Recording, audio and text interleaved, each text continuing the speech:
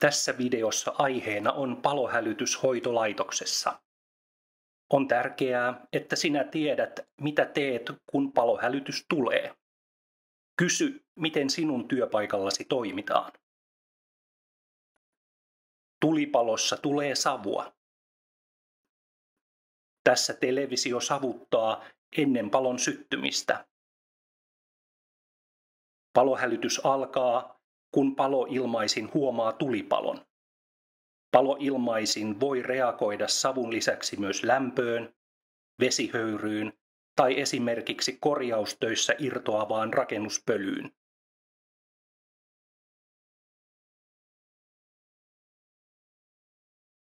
Kaksi hoitajaa on toisella osastolla ja kolmas hoitaja on yksin toimistossa.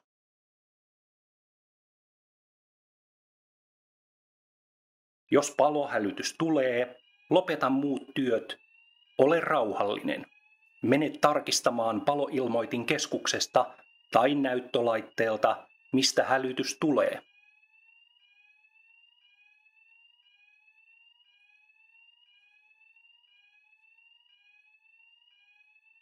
Paloilmoitin ja paikantamiskaavio kertovat, missä hälytys on.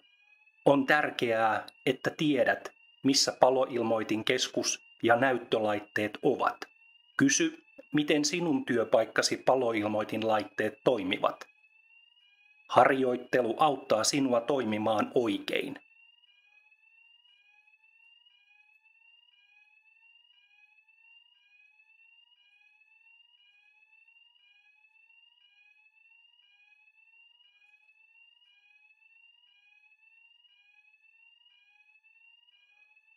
Testaa ensin, onko ovi kuuma. Jos ovi on kuuma, älä avaa ovea. Jos ovi ei ole kuuma, avaa ovi varovasti.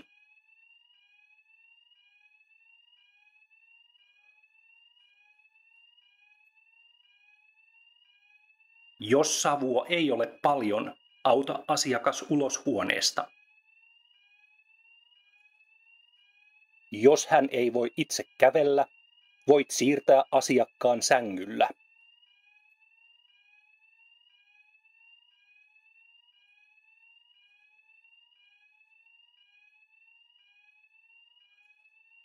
Irrota sängyn sähköjohdot.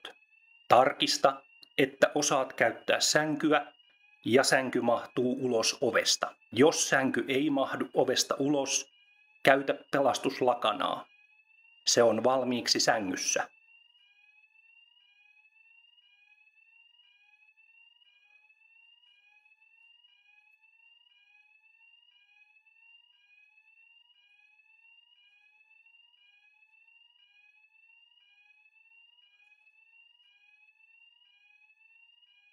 Sulje ovi, että myrkyllinen savu ei leviä.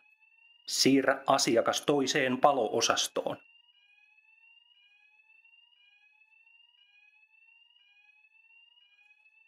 Rakennuksessa voi olla monta palo-osastoa.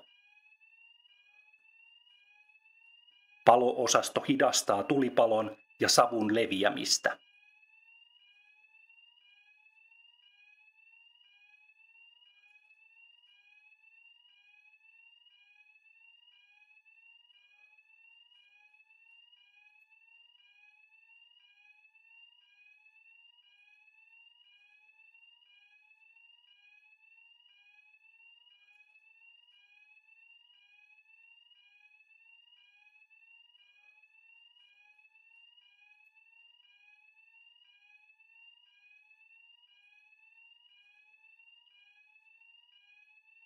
Jos asiakkaat tulevat käytävälle, ohjaa heidät omaan huoneeseen tai toiseen palo-osastoon.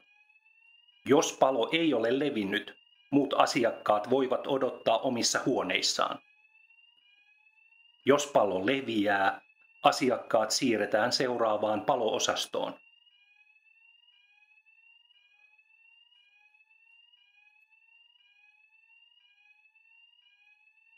Testaa, onko ovi kuuma. Jos ovi on kuuma, älä avaa ovea. Jos ovi ei ole kuuma, avaa ovi varovasti.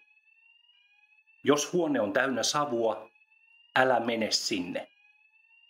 Jos menet huoneeseen sammuttamaan, liiku matalana ja älä hengitä savua. Sähkölaitepaloissa ota pistoke pois rasiasta, jos voit tehdä sen turvallisesti.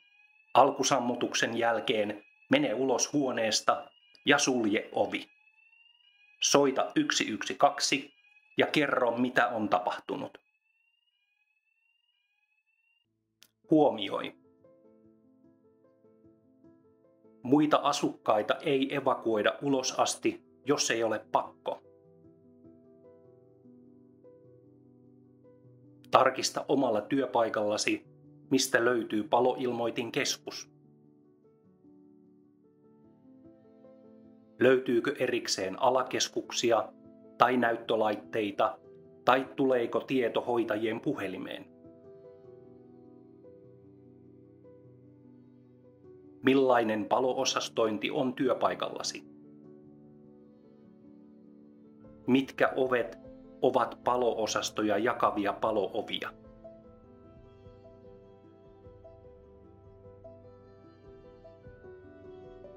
Mistä löytyvät työpaikkasi alkusammutusvälineet?